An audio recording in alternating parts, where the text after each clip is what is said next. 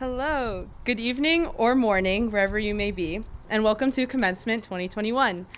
When I look around today, I cannot help but think how amazing it is that we're all able to be gathered here today to celebrate our journey and accomplishments of the last 4 years.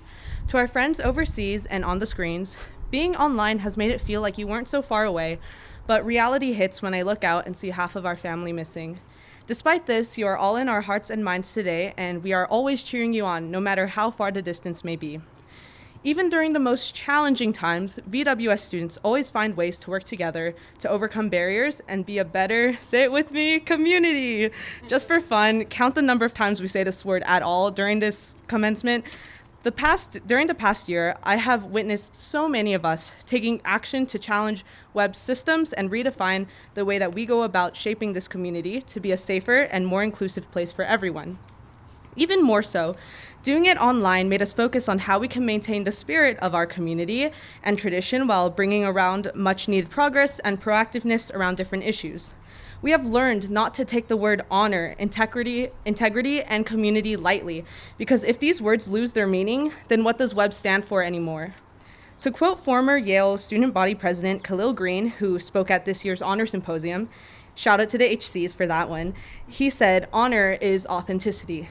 These student-driven changes have only been kept alive through our passion to make Webb better than it is, and our school needs to be right on board with us, to stand with us, and once again, put meaning back into the values they hold so deeply when it comes to caring for our community. These are the workings of VWS students on an institutional level, but today we have the privilege of hearing from someone who is working to inspire advocacy and maintain the integrity of larger systems like the American judicial system. I am very excited and honored to introduce today's commencement speaker, Judge Maame Frimpong, who currently serves as a judge on the Los Angeles Superior Court. After graduating from Webb as a valedictorian of her class in 1993, she graduated with a BA in History and Science from Harvard University and then earned a law degree from Yale. Her unfathomable love for advocacy and justice has led her to practice in numerous areas of the law, such as white-collar crime, immigration, civil rights, and environmental protection, and consumer protection. In any case tackled, she emphasizes the importance of justice, ensuring that our system of democracy is followed. She serves and leads with authenticity to uphold the values of how the rule of law should be carried out. When reading about Judge Frimpong, I found a quote from her that states, "My North Star should always be doing justice, not ensuring that a particular side wins." Judge Frimpong embodies the spirit of unbounded thinking and Webb's mission of acting with honor and moral courage, leading with distinction, and serving with a generous spirit. I hope we can all learn from her today and follow in her footsteps and carry out the values that we have been imbued with at Webb beyond our days here. Once again, it is my honor and privilege to welcome Judge Frimpong as the 2021 VWS commencement speaker.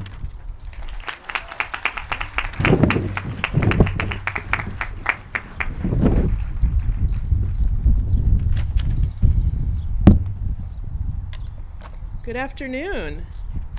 Good afternoon. Good afternoon. Usually when I speak, people respond.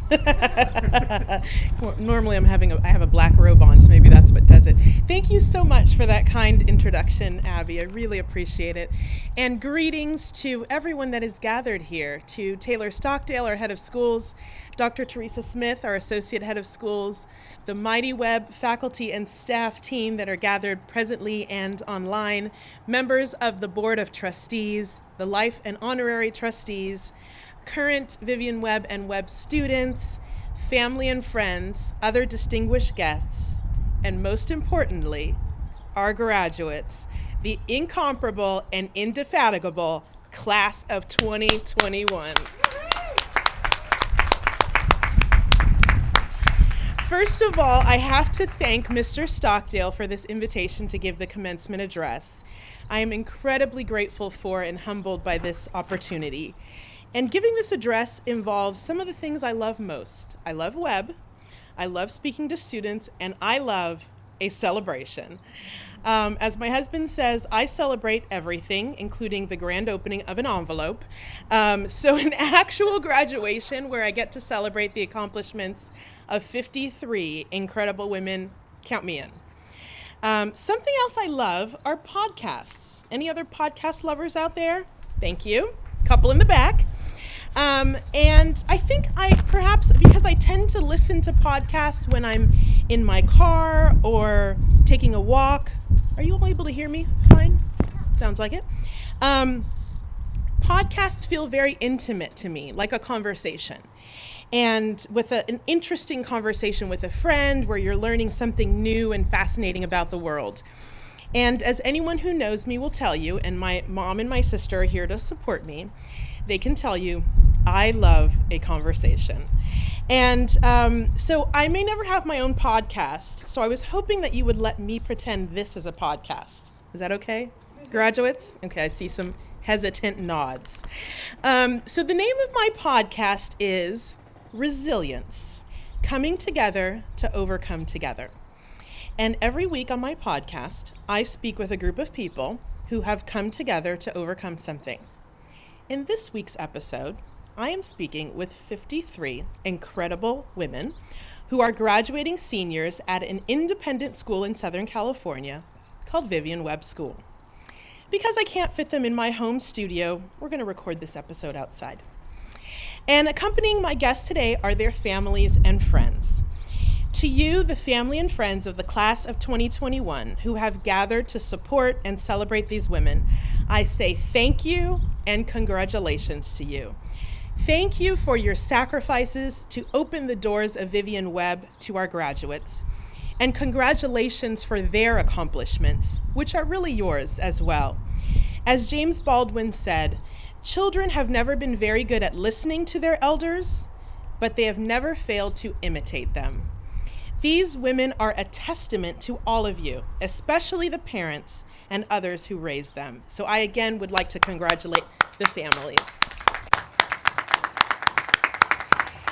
And these women who are on my podcast today are spectacular. Among them are scholars and athletes and actors and artists and leaders and daughters and sisters and cousins and nieces and granddaughters and amazing friends. And a number of my guests today were that friend that someone could count on in her darkest hour. A number of my guests today were that friend who had the courage to reach out in her darkest hour for help. A number were day students who up until this year daily demonstrated to their families at home what strength and perseverance are, and a number of boarding students who did the same afar from their families. So, ladies, my guest today, although it was nearly 30 years ago that I sat where you are sitting today, in some ways it feels like yesterday. I remember the sunny day, I remember my pastel cream suit, I remember trying to walk gracefully in heels on the football field, and I remember the nerves. I also remember the other emotions. I was happy about graduating, but I was sad about saying goodbye. I was excited about going to college, but I was also scared about what it would demand of me. And I was optimistic about the future, but also a little bit worried about my place in that future. And so I imagine some of you are feeling some of those same emotions. And what I would like to share with you is what I think I most would have wanted and needed to hear if I were where you are today. Huge caveat.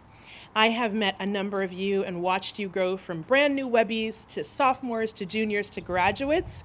And I know for a fact you are way more mature and capable than I was, or any of my classmates, frankly. My family is from Ghana in West Africa, and I spent the summer before my senior year of college in Ghana. And that year, my paternal grandfather died, and I was in Ghana for his funeral. And I learned that in the culture that my family comes from, funerals are a really big deal. And traditionally, funerals are held several months after the death of the person, and they last for a week. And they are huge. And so when someone passes away, it's not just their close family and friends that attend the funeral, it's their coworkers, and it's their coworkers, it's the coworkers of their friends and family, it's the friends and family of the family and friends. And it was such a strange concept to me at first, until I experienced the death of my grandfather. And I saw how that practice of grieving could be so restorative and healing. And it just seemed to appropriately acknowledge what it means when someone dies, that it's a huge loss. It's a tear in the fabric of the universe. And so it takes time to grieve and recover and heal and repair that tear. And you need people around you to help repair that tear. And this pandemic has caused all of us to lose a lot, and some so much more than others. Some have lost the lives of family and friends, which is the greatest loss of all. Many others lost physical and mental health and jobs and a sense of certainty and opportunities, and the graduates before me lost the senior year that you had been promised. And the first thing I would say to you is that even while this is a commencement, and so it is the beginning of something, I would encourage you to take the time that you need and surround yourself with the people you know can help you grieve what you lost during this time. And in so doing, you will recover, and you will heal, and you will repair that tear that the pandemic caused. As you heard, I am a judge on the Los Angeles Superior Court, and a couple years ago, I handled a case that I will never forget. It was the case of a woman I will call Mary. I usually enter my courtroom from my office or chambers when it's time for court to start, but on this particular day, I was coming into my courtroom from the public hallway. And it was around 8 a.m., and court starts at 8:30, so I didn't expect to see anyone in the hallway. And as I unlocked the door, a woman rushed at me from the hallway and asked, "Is court starting now?" And I remember she was a small woman. I couldn't tell her age, but it looked like life had been very difficult for her. She was rather disheveled, and she looked like she was experiencing homelessness, like many people in Los Angeles. She had no idea that I was the judge, but I explained to her that court was not starting for another 30 minutes, and someone would open the door and let her in at that time. And so when it was time for court to start, I did what I always do. I put on my robe, I walked into the courtroom, I paused with everyone else while the bailiff said, "All rise. Face the flag of our nation and recognize the principles for which it stands, liberty and justice for all." I walked up the short steps to the bench and I sat down. And I saw that same woman that I had seen in the hallway in front of the courtroom with her lawyer. And on the bench before me was her file. I had looked through her file the day before, so I put what I knew from the file together with the woman that I saw before me. And according to her file, she had been charged with a crime for using illegal drugs. And she had been given the opportunity to have her criminal case dismissed if she could complete 12 one-hour group meetings for people that were struggling with substance abuse. And I knew, according to her file, that she had been offered this particular opportunity because she was someone who was really struggling with the necessities of life, and for whom getting transportation to a more formal program was going to be very difficult for her, exceedingly difficult. And when I picked up Mary's file, it contained a piece of notebook paper. And this piece of paper wasn't torn neatly from a notebook. It still had that fringe on the side. And it was all wrinkled. It had clearly been folded and unfolded and folded and unfolded. It had gotten wet and it had dried and it had gotten wet and it had dried. And it had stains all over it. It was not pretty. But I could see on that piece of paper a list of 12 dates and 12 signatures, showing that Mary had gone to the 12 group meetings like she promised. I called Mary's name. Mary and her attorney came forward, and her lawyer said, "Your Honor, that piece of paper is the proof that my client has gone to all of the 12 group meetings that she promised." And then he added, "And my client would like you to know that this is the first thing that she's completed in a very, very long time." And I looked at the piece of paper, dirty and wrinkled, and I looked at Mary, who was just beaming with pride. I started to congratulate her, and my voice broke. I just was overwhelmed by the significance of the moment. I could see in that humble piece of paper and the woman that stood before me that Mary had fought for those 12 signatures. She had overcome lack of shelter and hunger and substance abuse and missed buses and long walks to make it to 12 different group meetings. She had figured out where to go and when to be there and how to ask for the signatures. And that was momentous. Doing all of that and finishing what she had started was more than she had done in a very, very long time. And she wanted me to know that. And she knew and I knew what that meant. It meant that the next goal she set for herself, the next thing she sought to do on her journey of recovery, she would have this to look back on.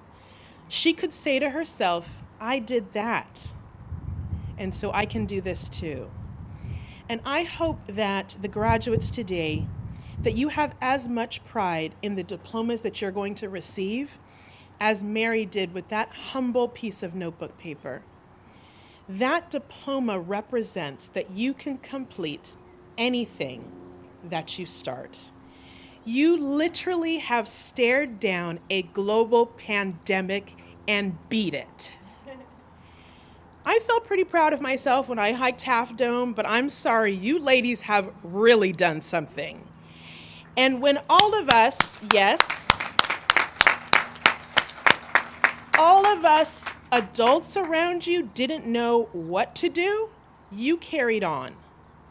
You kept learning and teaching and leading. You kept setting goals and reaching them. And even when you failed, you tried again. When you were told that you had to go home and you couldn't build community, that's one for the bingo sheet, on campus, you kept building community virtually. You did not let anything stop you. And not only that, during a year where the nation and the world is grappling with very difficult questions around race and gender and inequality and politics, you grappled with those questions. You proposed answers, you revised those answers. You came up with new vocabulary to make those answers better and better. No matter how difficult the question, you did not stop trying to come up with answers. And one word that has come up a lot in my conversations with folks around the Webb community has been resilience. As you know, I even put resilience in the title of my podcast. What you have accomplished over your entire 4 years, but especially during the last year or so, is the definition of resilience.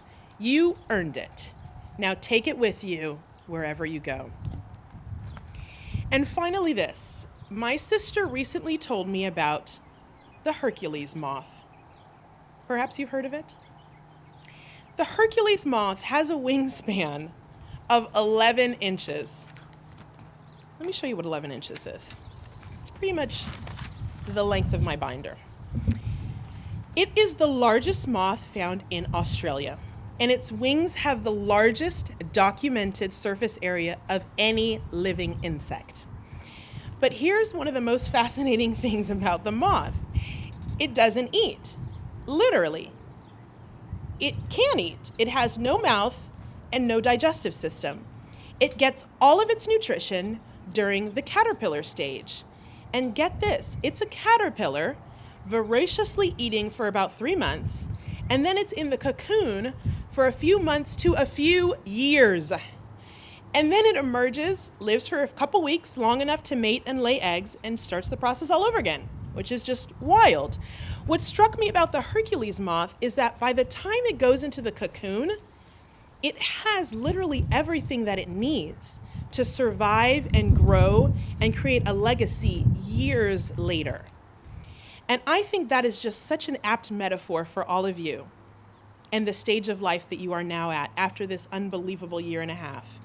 As you go into the next stage of your life, please know that you literally have everything you need for growth, for survival, and for legacy. Don't ever forget that. A couple of you shared with me that your class has been saddened by the loss of important senior year traditions that you had grown up looking forward to, and frankly being promised, traditions that the freshmen, sophomores, and juniors that may be watching online are probably looking forward to, and that they've also been promised. But in speaking with you and hearing about your year, I realized that not only do you have new traditions, but you actually never lost the most important traditions. You still have sapientia, amicitia, atque honor, wisdom, friendship, and honor. Wisdom, friendship, and honor does not live in a particular place and does not need a particular platform or format. You have it. And here's a secret. Vivian Webb didn't give it to you. You brought it with you. Vivian Webb just helped uncover it. The pandemic revealed it, and the rest of your life will display it. Fred Rogers said, as human beings, our job in life is to help people realize how rare and valuable each one of us really is. That each of us has something that no one else has or ever will have. Something inside that is unique to all time. It is my sincere hope that in the coming days, weeks, months, and decades, every single one of you would discover more and more how rare and beautiful and valuable you really are, and how you have something that is unique to all time, something that no one else has or ever will have, and that you will spend the rest of your life that commences today, displaying that uniqueness for all the world to see. It has truly been an honor to have you on my podcast today. And the story of what you've accomplished is a magnificent one, which will inspire everyone who knows you, your family, your friends, your teachers, your community, and the world that is waiting to meet you. Congratulations.